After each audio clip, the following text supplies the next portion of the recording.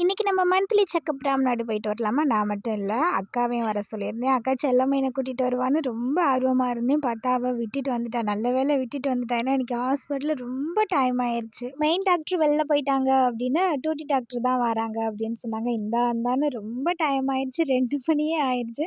எப்பவுமே டாக்டர் கரெக்டான டைம்க்கு வருவாங்கன்னு எதிர்பார்க்க முடியாது. அவங்களுக்கு ஏதாவது எமர்ஜென்சி கேஸா இருந்தா கொஞ்சம் டைம் தான் ஆகும். பட் இருந்தாலும் டாக்டர் டைம்க்கு வந்துருவாங்க அப்படின்னு வெயிட் பண்ற பேஷண்ட்டுக்கு வந்து எப்படி சொன்னா இன்னும் கொஞ்சம் நேரம் கோவப்படாம வெயிட் பண்ணுவாங்க அப்படின்னா, அந்த ரிசப்ஷன்ல இருந்து குடுக்குற ரெஸ்பான்ஸ பொறுத்து தான் இருக்கு. அவங்க சொல்றத பார்த்தா, "அடே ஏன்டா இந்த ஹாஸ்பிட்டலுக்கு வந்தோம்?" அப்படின்னு யோசிக்க வைக்கிற மாரி இருக்கும் ஒரு சில டைம்ல. எங்கிட்டும் நம்மளும் வெயிட் பண்ணி டாக்டர பார்த்துட்டு வந்தாச்சு. சுட்டி ரொம்பவே நல்லா இருக்காங்க அப்படின்னு சொன்னாங்க. அக்கா அப்படியே தேவப்பட்டினத்துல இறங்கிட்டாளா, நான் நேரா வீட்டுக்கு வந்துட்டு, "அக்கா வான்னு" கூப்பிட்டா.